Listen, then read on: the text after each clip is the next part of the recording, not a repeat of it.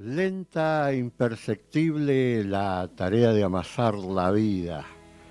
Se funden los pequeños gestos de cada día y cuando la vida está lista es el pan que se parte, se reparte y se comparte. ¿Cómo les va, queridos amigos, familia todas? Bienvenidos a un programa más, Amasar la Vida. Este programa que nos invita a abrir el corazón y a comprender que desde lo simple de cada día, cuando lo empezamos a poner en palabras, lo transformamos en extraordinario. Y eso extraordinario que se transforma en ese pan al cual estamos invitados a partir, a repartir, a compartir, tiene un proceso y ese proceso le llamamos amasar la vida, fundida en los gestos de cada día. Y hoy tenemos dos queridos amigos que, como siempre, a mí me gusta que se presenten, que digan quiénes son,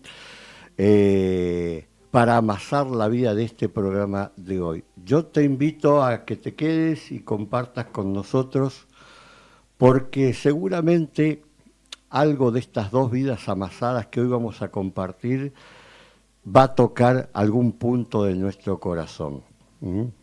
Así que quédate todo este tiempo que vamos a disfrutar del amasar de la vida de estos queridos amigos y anda confrontando a ver cómo esta experiencia de vida de pronto atraviesa tu propia vida.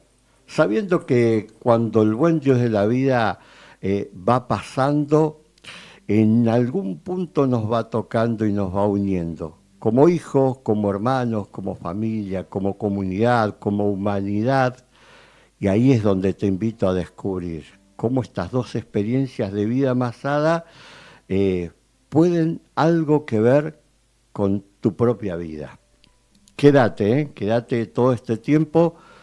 Aparte por lo que siempre decimos,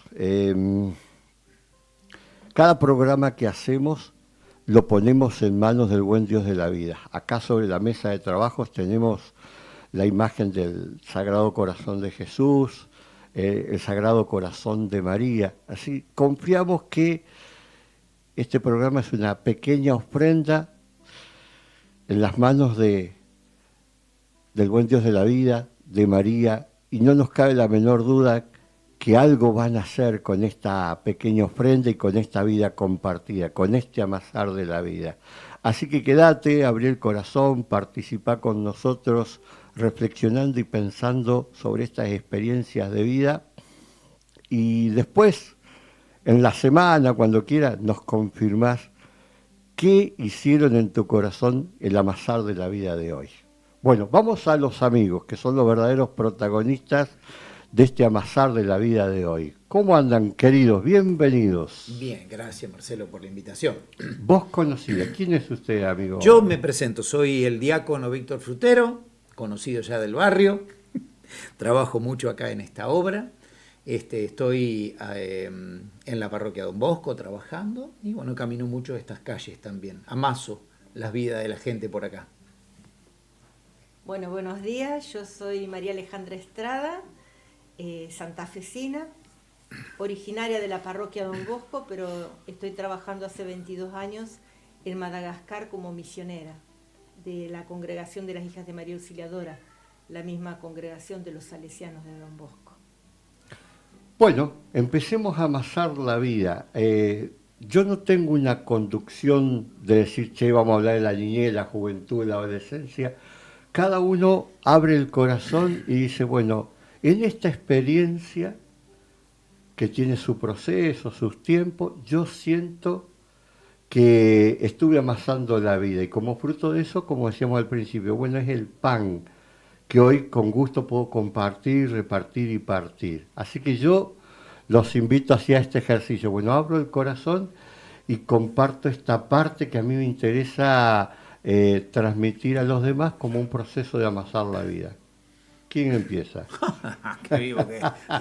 Bueno, no se olviden que soy acompañante espiritual. Corran, tienen la pelota larga y dice corran, hagan el gol.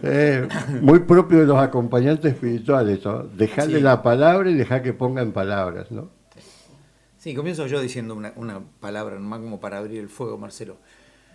En este tiempo que uno viene caminando acá en la capilla, en la vida espiritual, todo eso, creo que lo que tenemos que reconocer nosotros siempre es el tiempo del fermento.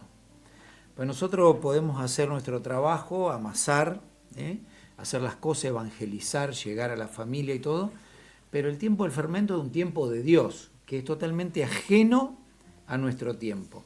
Y a veces pasa imperceptible a nuestra vida, el fermento de Dios, ¿no? Y nosotros somos de esta cultura del ya, hoy, ahora mismo. Todo queremos que sea ahora, apretamos el Google y nos da la respuesta en este instante, todo tiene que ser ahora. Y ahí hay una dicotomía con el pensamiento de Dios, ¿no? Dios quiere que las cosas sean amasadas y que sean fermentadas en el tiempo, para que realmente produzcan un buen fruto, ¿no? Entonces, que yo siempre te digo, oh Marcelo, vamos despacio, los proyectos que hacemos los ponemos, los rezamos y los empezamos a ejecutar con tranquilidad, con serenidad, no queriendo abarcar mucho, ¿no? Porque por ahí abarcamos, o las ideas son muy grandes, pero después se nos desvanecen en la realidad, ¿no? Nos pasó una experiencia con el padre Miguel acá en Don Bosco. Unas señoras nos dijeron, ¿nos podrían bendecir la casa? Y a nosotros se nos ocurre decir después de misa, el que quiera que le bendigamos la casa, venga y se anote. Y nosotros dijimos 10, 15 casas, 180 se anotaron. Terminamos lo que íbamos a hacer en julio, lo terminamos la semana pasada, ¿no? Por eso el fermento es de Dios, no es nuestro, ¿no? Así que bueno, quería compartir ese poquitito. Arrancamos. Yo agradezco, me gusta mucho cómo llaman al programa, esto de amasar la vida, me da un poco la idea de lo vocacional. ¿Viste esta imagen del alfarero que está en la Biblia, donde dice que Jeremías bajó y vio al alfarero y que estaba haciendo un cacharro y este cacharro a veces se rompía y lo volvía a amasar? O sea, no es una tarea que se termina hoy, es una tarea para siempre. Mientras estamos acá, estamos amasando ese cacharro junto con el Señor, ¿no? Es un poco poner atención a lo que el Señor quiere que yo haga de mi vida. Todas nuestras vidas son vocacionales, yo digo, ¿no? Porque todos estamos llamados a hacer algo hermoso de lo nuestro. La idea o la clave, si podemos decir de alguna manera, es encontrar cuál es mi misión acá, dónde soy feliz, qué puedo hacer, ¿no? Entonces, bueno, agradezco mucho este espacio, esto que vos decías de crear, de compartir, de partir, me parece precioso, porque nos ayudamos a amasar la vida, ¿no? Uh-huh. Y bueno, ahora sí nos adentramos al caracú de cada corazón, ¿no? Uh-huh. ¿Cómo empieza estos procesos vocacionales en la vida de cada uno de ustedes? Son lo que hoy son, ¿no?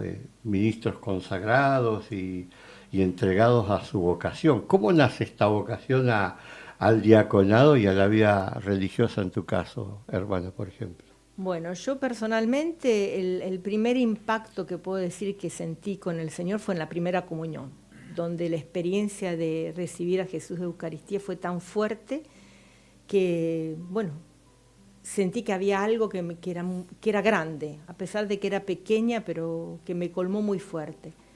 Bueno, nosotros nunca hemos sido una familia que se caracteriza por ir todos los días a misa o rezar juntos el rosario, nada que ver, siempre en escuelas estatales, o sea, no teníamos una experiencia familiar religiosa muy marcada. Sin embargo, bueno, mis padres siempre se ocuparon de que hiciéramos los sacramentos. Y cuando llegó el tiempo de la confirmación, después de varios años de haber hecho la primera comunión, nos habíamos cambiado a esta parroquia de Don Bosco, y esa experiencia de confirmación dio inicio después a los grupos juveniles, que en ese momento estaba el padre José Di Bárbara. Entonces, después de cada experiencia de confirmación, invitaba a los jóvenes a seguir viniendo a los jóvenes para escuchar la palabra de Dios, para compartirla, para hacer algún trabajo social.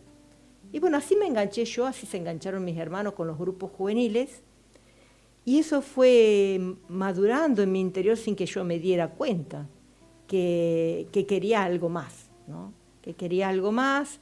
no sabía qué, porque no sabía descifrarlo, como digo, no tenía tampoco una formación religiosa para darme cuenta de eso, así que lo fue charlando con el cura, y charlándolo con el cura me dijo, bueno, vos estás buscando más compromiso, porque todo me parecía poquito, ¿no? Siempre me gustaron los chicos, así que yo siempre me soñaba un poco casada con muchos hijos, pero estaba muy fuerte la dimensión misionera, esto de querer comprender otras culturas, otras maneras de pensar, eso siempre había sido muy fuerte. Así que bueno, fui madurando con su ayuda esto de la vida religiosa, ¿no? Que me costó más descifrarla que la vida misionera, por ejemplo, en mi caso personal. ¿Y cómo llegas a esa instancia de decir, bueno, tengo que partir? ¿Cómo fue ese proceso? ¿Cómo fue el pasar de la vida ese proceso, no? Me llevó mucho tiempo, porque como yo digo, el discernimiento misionero para mí fue un poco más claro que el discernimiento a la vida religiosa. Esto de partir nunca me había dado miedo, de ir a culturas desconocidas, al contrario, me suscitaba como una gran energía interior, me daba como mucho optimismo, como que sentía que me hacía volar el corazón un poco, por decirlo de alguna manera. Me llevó más tiempo saber en qué estado de vida quería hacer eso, ¿no? Como consagrada o como casada, porque también uno puede ser misionero teniendo su familia, ¿no? Y bueno, lo que yo vi es que en mi caso personal, tener una familia y tener hijos me iba a limitar un poco. Yo quería más, ¿no? Quería dedicarle todo mi tiempo y toda mi energía a salir al encuentro de los otros, a hacer conocer a Jesús, que estaba muy fuerte en mi corazón. Y fue eso lo que me ayudó a darme cuenta que tenía vocación a la vida religiosa, ¿no? Como siempre digo, también ayudada por personas que te ayudan a mirar también objetivamente lo que vas viviendo, porque cuando uno está dentro, a veces no es fácil discernir, ¿no? Entonces esto que vos decías, acompañador espiritual, es muy importante. Alguien que de afuera te diga, mira, esto lo estás repitiendo mucho, fíjate esto que me estás diciendo, ya me lo dijiste antes, esta es la primera vez que sale, o sea, que te ayude desde afuera a hacer una relectura de tu vida, ¿no?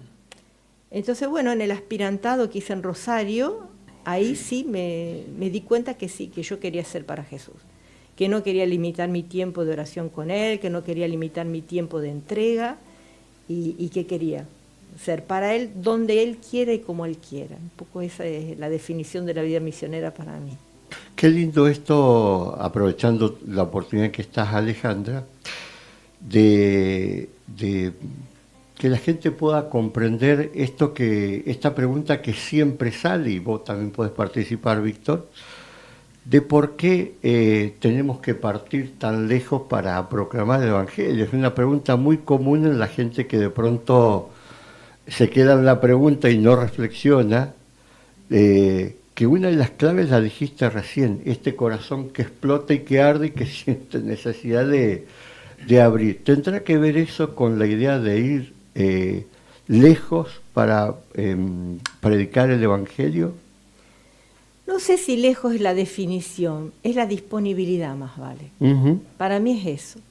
Porque si vos me decís, si hoy mi congregación me dice, mira Alejandra, necesitamos que vuelva a Argentina, y yo vuelvo. O sea, no es el lugar, es la actitud que hay que cultivar, esto de estar disponible donde fuera y como fuera. Para mí es un poco resumen eso. De hecho, nosotros cuando tenemos que pedir ser misioneras agentes, o sea, para los países, digamos, afuera, tenemos que estar disponibles a que nos manden donde fuera. Que nos manden o que nos devuelvan. Claro. O sea, si tocaba acá, era acá, si era en América Latina, era América Latina, si era la China, era la China. Bueno, a mí me tocó Madagascar en África y era eso, ¿no? Y es eso que te da la certitud de que estás en el lugar que el Señor quiere para vos, porque lo vivís con gozo y con mucha amplitud de corazón y estás contenta. A mí también mi familia me dice, bueno, ya estuviste muchos años, ya hace 22 años que estoy en Madagascar, dice, ya podrías volver a la Argentina. Y si el Señor lo quiere, sí. O sea, no me niego, pero no lo puedo pedir, porque va en contra de este proceso. En el amasado de mi vida yo siento eso fuerte, ¿no? Que tengo que estar disponible. Y la disponibilidad para mí pasa no solo por la tarea que se me confía, sino también por el lugar en el que se me necesita, ¿no? ¿Cómo es amasar la vida entre la gente? ¿Dónde estás ahí? Perlitas. Es como acá. Vida pienso. cotidiana. Amasar la vida con la gente significa también que tenés que estar muy abierto a escuchar, a mirar, para ver en qué podés ser, podés dar un poquito de tu levadura, como decía Víctor recién, o de aprovechar la levadura que ya está creciendo y apoyar para que se siga amasando. Para mí es un poco eso, es sobre todo abrir mucho los ojos y el corazón a descubrir lo que Dios ya está haciendo entre la gente. Creo que esa es la clave de amasar la vida con la gente. Acá o allá, Madagascar es un país muy pobre, es un país de primera evangelización, o sea, donde la religión cristiana todavía no es mayoría, sino la religión animista, o sea, se creen en las fuerzas de la naturaleza, en muchos tabúes, pero hay una gran convicción que lo sagrado acompaña a cada persona. Entonces ya ahí hay un germen de Dios. Claro. Entonces eso es lo que tenemos que aprovechar y que tenemos que dar gracias de que exista, ¿no? en la propia cultura, ¿no? Saber que Dios atraviesa. Después ellos se encargan de descubrir cómo creer de acuerdo a los testimonios de vida, su cultura, su manera de ser. Pero qué bueno es saber que se saben de un Dios que está, ¿no? Sí, sí. Es muy común, por ejemplo, yo decía, compartiendo con algunas personas, hasta los políticos, cuando van a dar gracias porque hay un acto o porque hay alguna cosa, van a decir, damos gracias a Dios Creador. Está en la cultura, Claro. Porque nadie nace en este mundo porque cayó por casualidad o porque hay una voluntad divina. Vos la podés llamar como vos quieras. Dios está aquí. Y en la cultura malgaya es Dios Creador. Entonces ese Dios Creador, nosotros que somos cristianos, sabemos que ese Dios Creador no nos ha dejado solos y nos ha enviado Jesús y nos pide que transmitamos este mensaje de amor que trajo Jesús a la tierra, ¿no? Pero esas semillas del verbo, como le llama Puebla, están presentes en todas las culturas del mundo. Y el hombre que quiere alejarse de esta noción de Dios, lo vemos, termina en un sinsentido, termina en la depresión, termina en las cosas sin sentido. Ahora se está hablando mucho desde el Concilio Vaticano a este tiempo, más que allente entre la gente, ¿no? Claro. Y bueno, nosotros los acompañantes espirituales, como muchos, ustedes también, no es exclusivo, esto de entrar en la tierra sagrada, el otro como una tierra sagrada, ¿no?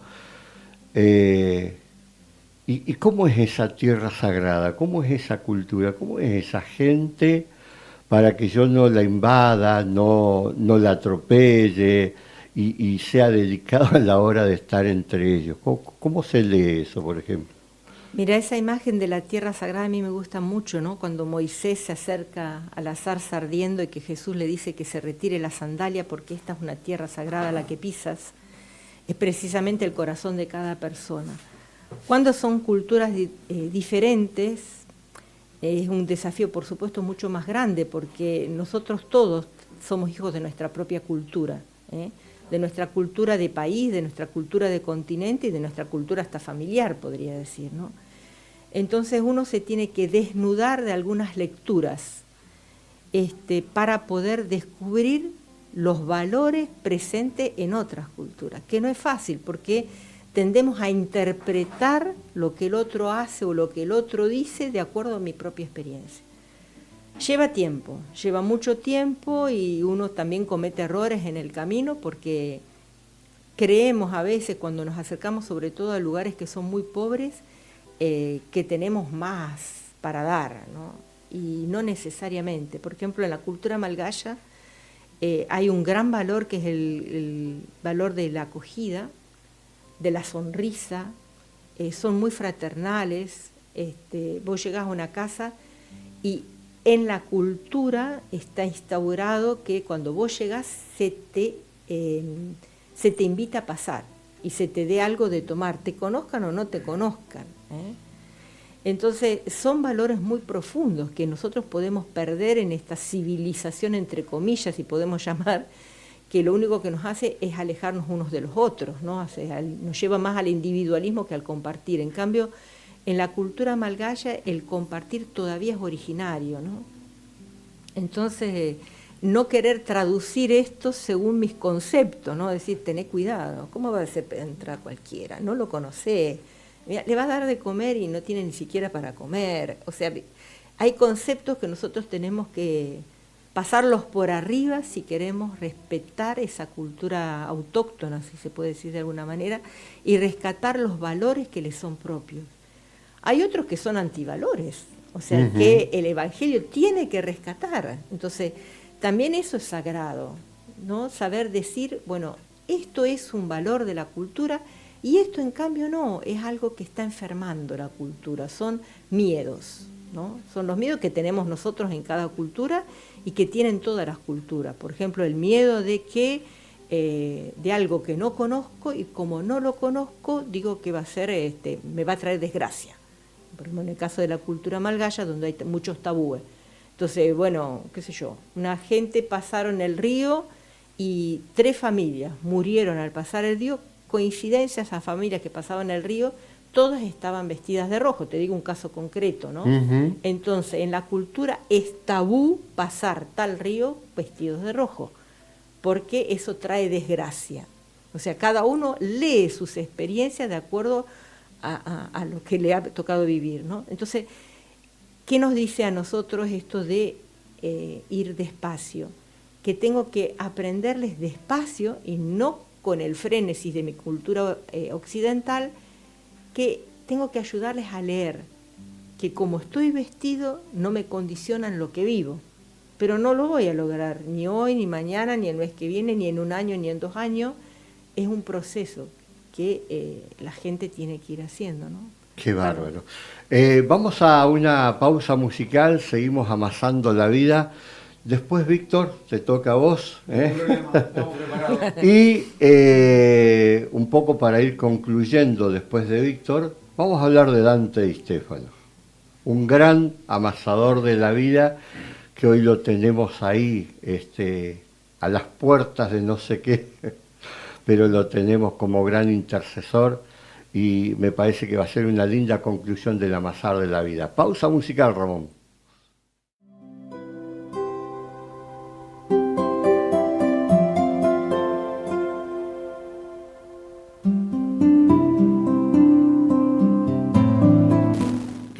Ahí estamos amasando la vida, construyendo la vida desde estas 2 hermosas experiencias. Tendríamos que hacer varios programas para, sobre todo, compartir la riqueza de estos 2 queridos amigos, que no se agotan, gracias a Dios no se agotan. Me encantó esto que decías vos, Alejandra, de, bueno, el amasar de la vida es para siempre. Qué bueno que Dios nos da, y ahí te engancho a vos, Víctor, qué bueno que Dios nos da la oportunidad hasta el último segundo de la vida de amasar la vida. Tal cual, tal cual, tal cual. Y mira, en esto de que vos decís del que Dios nos da el tiempo, ¿no? Yo cuando vos decías, Ale, nosotros nos vimos a nuestros abuelos, ¿viste? Yo no me acuerdo, ¿viste? Que te dicen, a mi abuelo, yo me acuerdo de mi abuelo rezando el rosario, esto. No. Jamás mi abuelo, jamás mis papás, jamás nada, ¿viste? No. Para ellos fue ayudarnos a que tengamos los sacramentos y gracias a Dios, ¿no? Soy un agradecido de la vida, mis padres que me hayan ayudado a eso. Pero no fue una cultura de la fe. Yo creo que nos tocó Jesús a cada uno, ¿viste? Y yo empiezo la secundaria ahí en Don Bosco y cuando voy a la entrevista voy con mi mamá y me recibe el padre Fantini, ¿viste? Tenía yo 13 años. Y las palabras del padre Fantini dice, qué lindo chico para cura, dijo el padre Fantini cuando me vio a mí, 13 años. En mi vida había pensado, se cura yo, ¿viste? Pero ahí me disparó algo de, ¿por qué no? ¿Me entendés? O sea, ¿qué vio él que yo no supe ver? Bueno, pasó un tiempo, empezó a aparecer Di Bárbara al año siguiente, por acá por Don Bosco, y empezó a crecer mi vocación. Y un día charlando con Tesarolo allá en Rosario, que era mi director espiritual, cuando yo tenía ya como 19 años, yo le decía, no, a mí me gusta mucho la familia. Entonces él me dice, no, la vocación tuya no es clara, la del sacerdocio, ¿no? Quédate tranquilo que Dios tiene otra cosa para vos. Y bueno, y ahí quedó la levadura, digamos, quieta durante un tiempo, no sé, trabajando a su tiempo, ¿viste? ¿Me entendés? Y hasta que, bueno, se dio que el Señor me mostró el camino del diaconado, en el cual yo veo realmente la mano de Dios ahí, ¿no? En esto, ¿no? Y que realmente para esto estoy llamado, para esto fui creado, para esto que estoy haciendo ahora. Sin renegar de todo lo anterior, por supuesto, ¿no? Que creo que fue parte del camino. Yo siempre le digo a la gente, a los amigos, no somos escalones en la vida espiritual, ¿no? No es que ya llegamos al cielo, ¿no? Hay que ir despacito, y somos escalones también para otros, ayudarlos a subir. Así que bueno, y hay una foto, Marcelo, que yo la tengo muy querida mía, cuando se inaugura la iglesia de Don Bosco, el templo nuevo, el padre Ibárbara hizo hacer unas albas que tenían 2 tiras marrones acá adelante, que se llaman clavis, y la clavis es la figura propia del diácono.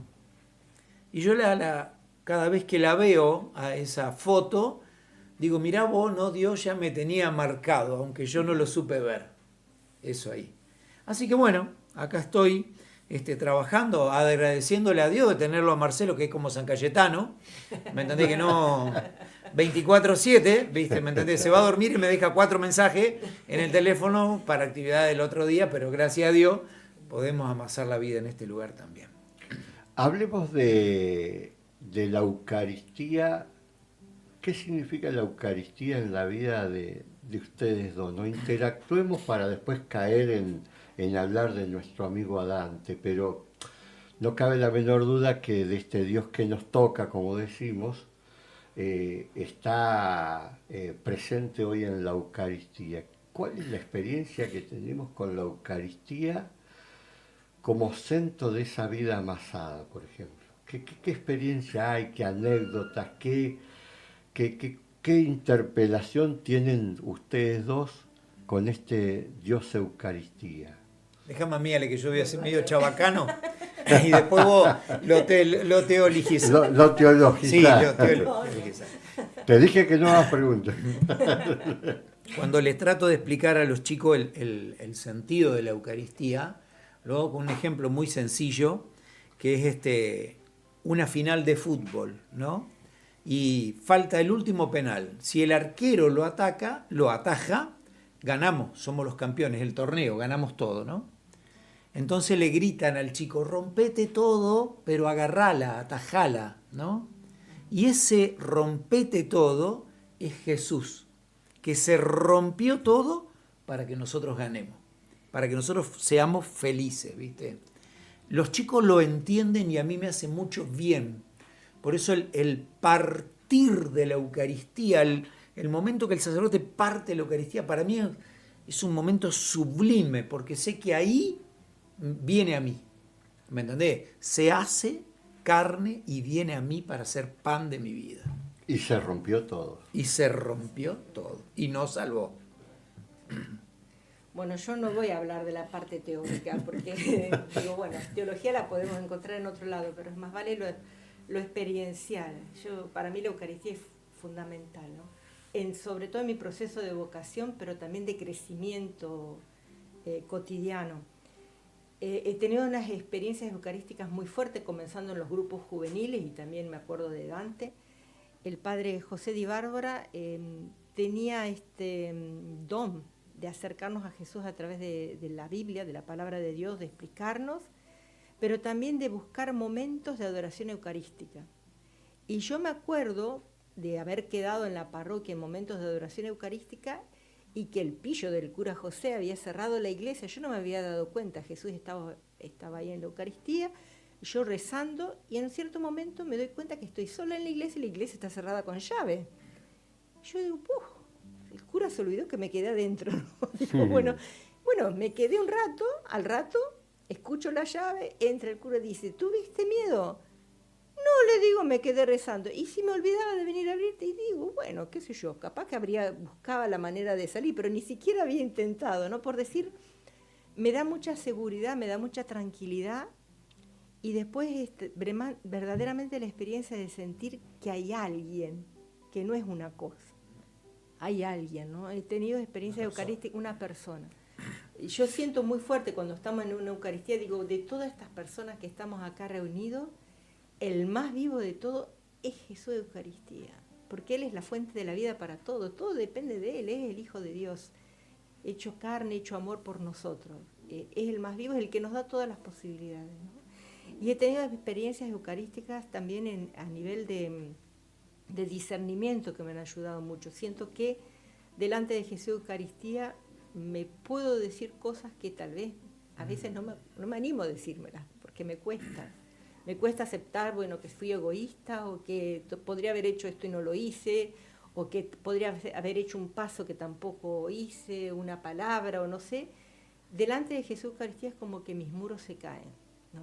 Me siento que soy yo misma y que puedo avanzar. Es siempre un desafío para mí. Qué experiencia, ¿no? Yo siempre le digo a Víctor, me cuesta irme del sagrario. Y realmente no es reconocer que Él está ahí, ¿eh?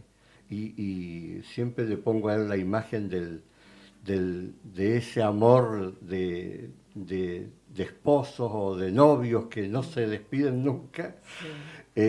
A mí también me pasa esa experiencia del sagrario. Bueno, me gustó siempre seguirlo a Manuel González, este gran santo, que él siempre decía, bueno, ¿qué hace, qué dice Jesús en el sagrario? Y con esas tres preguntas es inagotable el estar en la presencia de Jesús, en el sagrario, en la Eucaristía. Y bueno, pasemos a Dante, ¿no? ¿Quién fue Dante? ¿Quién era Dante para nosotros? ¿Y qué tenía que ver Dante con la Eucaristía? Los oyentes ya conocen esta radio, bueno, estamos en el estudio Dante y Stefano, ¿no? Se ha encargado de promover la vida de Dante, así que la gente va a entender enseguida de quién estamos hablando, pero ¿qué era Dante para nosotros? ¿Y qué tenía que ver Dante con la Eucaristía, por ejemplo? Yo lo que me acuerdo de Dante, bueno, he compartido con él muchísimo, ¿no? Muchísimo tiempo. Pero lo que me acuerdo era la necesidad de entrar a la iglesia e ir al sagrario. Eso es lo que más me sorprendía a mí, ¿no? Él entrábamos, yo a veces lo llevaba en el auto, como otros tantos, muchos, ¿no? Pero lo suyo era entrar e ir directamente al sagrario, a sentarse junto frente al sagrario, ahí a mirar, el ciego, ¿no? A mirar a Jesús, a estar con Jesús. Era lo primero que hacía, tomar fuerza de ahí de la Eucaristía. Después arrancaba con las actividades, ¿no? Y a mí me llamó mucho la atención eso y me hizo mucho bien. Y me hace mucho bien, ¿no? Porque yo que hiperkinético, imagínate, no puedo estar muy quietito adelante del sagrario, ¿no? Pero es mi forma de rezar también, de ofrecerle al Señor mi actividad y mi vida. Pero me llama mucho esa atención de eso que hacía antes, que lo primero era el sagrario. Sí, yo también una experiencia hermosa de Dante, como un amigo más grande, porque teníamos nuestra diferencia de edad, pero estaba presente, ¿no? A mí me había impactado mucho que estando en los grupos juveniles, que eran tan numerosos, un día me llama y me dice, che, ¿no venís con tu hermana, con María Rosa?